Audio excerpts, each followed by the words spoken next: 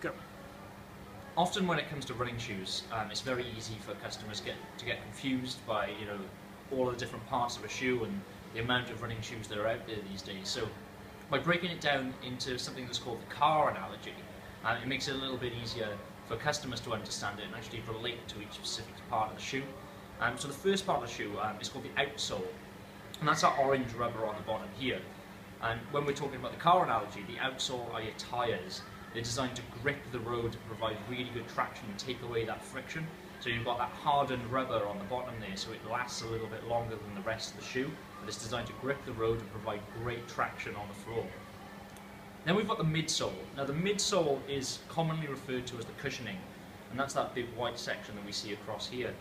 Now that's the suspension on a car, so that's your shock absorption. So when you're talking about cushioning, when you're talking about impact protection, that's all coming from this midsole here, and you can often feel it, and it'll feel a little bit softer or a little bit firmer depending on the shoe. But in the same way that some cars have hard suspension, some have soft, it's the same thing with running shoes, and often the higher the height, the more cushioning, the softer the shoe is going to feel. So take our Patriot here.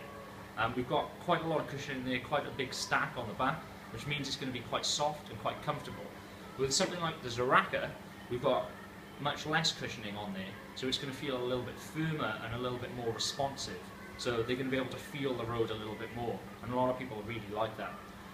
Then the final part of the shoe is called the upper, and that's the mesh on the upper mixed with the laces and the eyelets. And that's the rest, that's the body of your car. Everything from the roof to the doors and the seat belts. So you can think about the laces as your seat belts on the car. They're designed to wrap with the upper of the shoe and lock the upper around the top of the foot in the same way that a seat belt locks you into the car.